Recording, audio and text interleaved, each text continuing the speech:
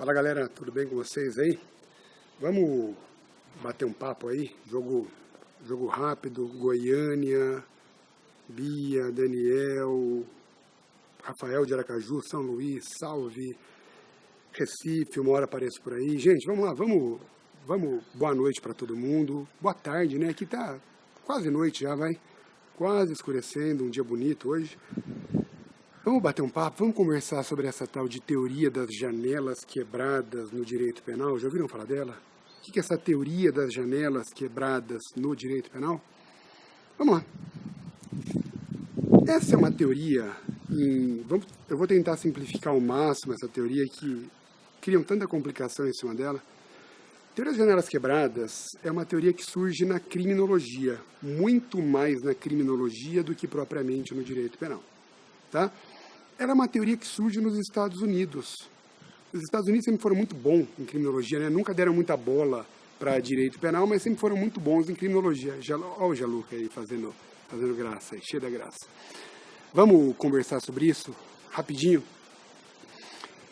Um grupo de pesquisadores da Universidade da Califórnia estava estudando a relação entre pobreza e a prática de crimes. Era essa a discussão. Qual é a relação envolvida entre a pobreza e a prática de crimes? Será que as pessoas mais pobres tendem a praticar mais crimes? Galera, segura a mensagem para não travar aí, vamos batendo no coração para ver que tá legal, que tá tudo online. E depois a gente interage, no final a gente bate um papo, senão acaba travando a coisa aqui. Estavam estudando então pesquisadores da Universidade da Califórnia, da Universidade de Stanford, mais especificamente, estavam estudando a relação entre pobreza e direito penal. Será que o fato de uma pessoa ser pobre revela uma maior inclinação dela para a prática de crimes? Essa era a discussão. O que esse grupo de pesquisadores, capitaneados por um camarada chamado Filippo Zimbardo, o que eles resolveram fazer? Eles pegaram dois carros absolutamente idênticos e abandonaram esses carros em locais extremamente distintos. Um carro foi abandonado em Palo Alto, na Califórnia, lá onde é a sede do Facebook, né? Um lugar extremamente rico, de poucos ou quase nenhum problema social. Abandonaram um carro, portanto, em Palo Alto, na Califórnia. O outro carro foi abandonado no Bronx, um distrito pobre da periferia de Nova York, um local extremamente perigoso, extremamente violento naquela época. Largaram esses carros e voltaram alguns dias depois para ver como que eles estavam. Bom, eles viram que o carro lá do Bronx, da região pobre de Nova York, tinha sido completamente destruído. Detonaram o carro, subtraíram o que dava para subtrair e o resto destruíram. Então levaram roda, levaram pneu, aparelho de som, motor, e o que sobrou simplesmente depredaram, acabaram com tudo. E outro lado, em Palo Alto, aquele carro de Palo Alto estava intacto.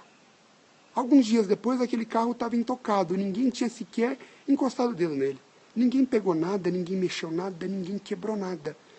Esses pesquisadores, então, chegaram numa primeira conclusão, falaram, poxa, parece que tem sim, que tem algo a ver entre a pobreza e o direito penal.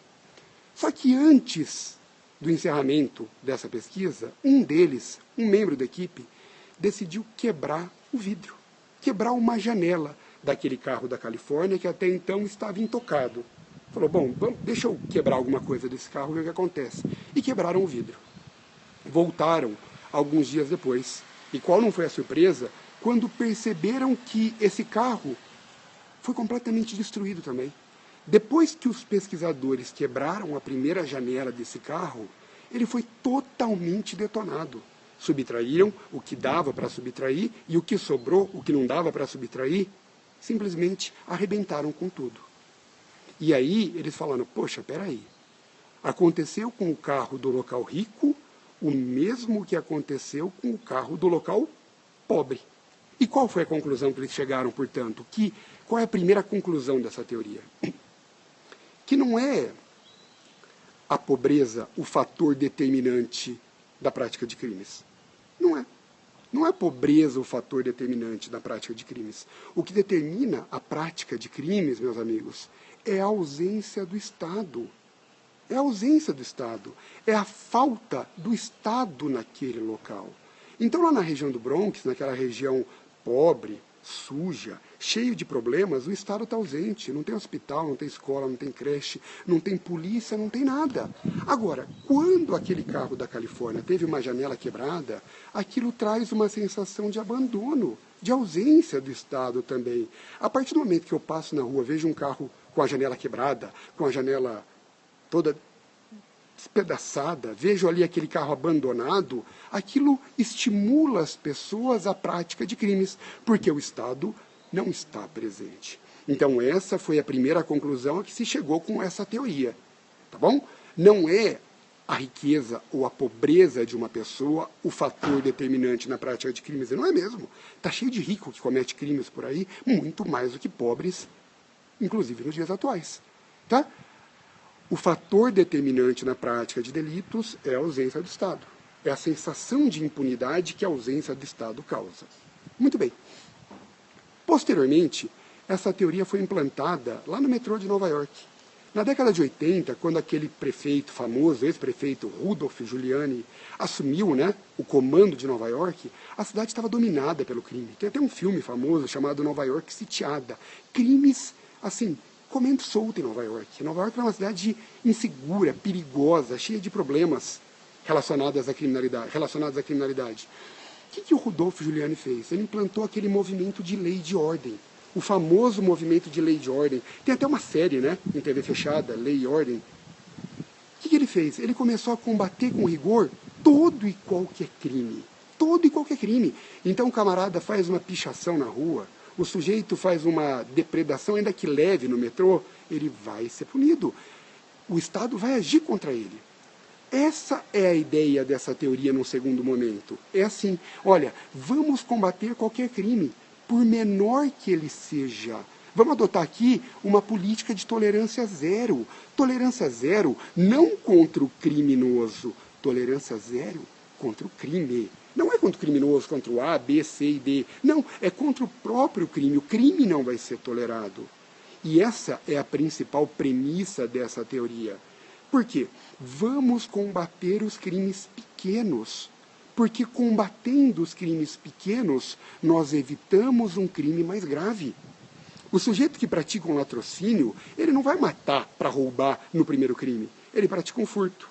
Não acontece nada com ele, ele pratica um segundo furto, não acontece nada com ele, um terceiro, aí ele vai para o roubo, um roubo, 2 roubos, e não acontece nada, até que ele mata alguém, até que ele pratica um latrocínio. Tudo bem? Então essa teoria vem nessa ideia. Olha, quebrou a janela? Quebrou. Vamos punir. Porque se não punir por quebrar a janela, daqui a pouco ele quebra o carro inteiro. Daqui a pouco ele quebra a casa inteira. Tudo bem? Essa é a teoria das janelas quebradas. Depois ela vai assumir uma outra vertente também, naquela ideia, de que nos locais sujos, escuros, abandonados, a ausência do Estado, a prática de crimes é mais constante. E é verdade. É verdade. Quando a gente está andando à noite, numa rua deserta, escura, suja, com lâmpadas queimadas, lixo jogado, a gente se sente mais inseguro. Aquele é o local mais propício para a prática de crimes do que uma rua limpa, iluminada. Tudo bem? Essa é a ideia. Então adotou-se essa política de lei e ordem, esse movimento de tolerância zero. Essa política de tolerância zero, repito, contra o crime, não contra o criminoso. Não contra o criminoso. Um direito penal do fato, não um direito penal do autor. Beleza? Vocês vão me perguntar, esses dias perguntaram num concurso do MP, numa prova oral, do MP de Goiás, no concurso que se encerrou alguns meses atrás, existe alguma manifestação recente dessa teoria das janelas quebradas, Broken Windows Theory, no Brasil? Existe alguma manifestação dessa teoria recente no Brasil? Claro que tem várias. Mas a mais importante é a Lei Maria da Penha. É a Lei Maria da Penha. Poxa, por que um tratamento tão rigoroso para qualquer forma de violência doméstica ou familiar contra a mulher? Por quê? Porque é muito claro, porque o legislador sabe que o camarada, ele não mata aquele valentão, que gosta de bater em mulher, aquele covarde, ele não mata na primeira vez.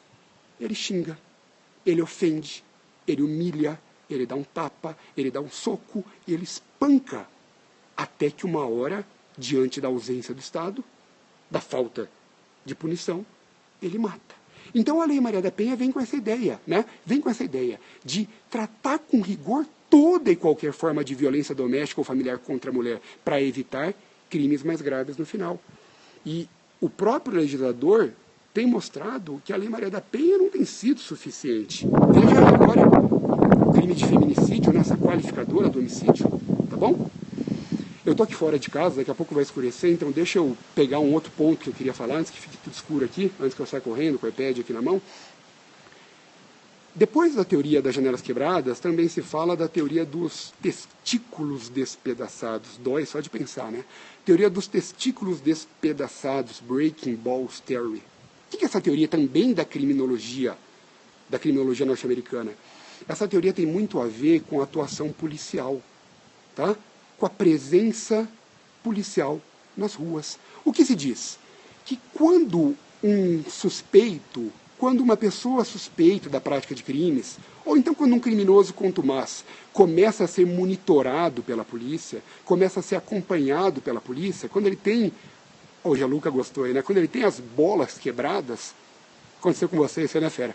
Quando ele tem as bolas quebradas aí, ele foge. Ele vai para outro local. Então, em uma cidade, tem um criminoso ali, tem um sujeito ali suspeito, um cara, um mau elemento, rodando aquela cidade, aquela rua, aquele bairro, a polícia fica na cola dele. A polícia começa a monitorar de perto, começa a acompanhar, não sai da cola dele. Ele foge. Ele vai para outra cidade, para outro estado, em que ele consiga praticar os delitos dele sem ser imediatamente incomodado. Essa é a teoria dos testículos despedaçados, Breaking Balls Theory. Beleza? Galera, é isso então. Um ótimo sábado para vocês. Ótimo sábado para vocês. Aproveitem essa noite, descansem. Eu falo sempre, o descanso faz parte dos estudos também, tá? Não precisa manguaçar até 5 horas da manhã, cair numa festa rave. Não, mas sabe, comer uma pizza, tomar um chopinho, pegar um cinema. Isso faz parte da vida. A vida não é só estudar, não. A gente pira. A gente acaba pirando uma hora, tá bom? Então descansa um pouquinho, amanhã acorda um pouco mais tarde, estuda também. Cada um sabe o que tem que fazer aí, o ritmo que tá. Enfim, é isso aí, galera. Tá bom? Obrigado pela companhia, obrigado pela presença, uma ótima noite, um ótimo resto de final de semana. Amanhã é o Corinthians atropelando São Paulo para pegar a taça. E até o nosso próximo encontro, gente. Valeu!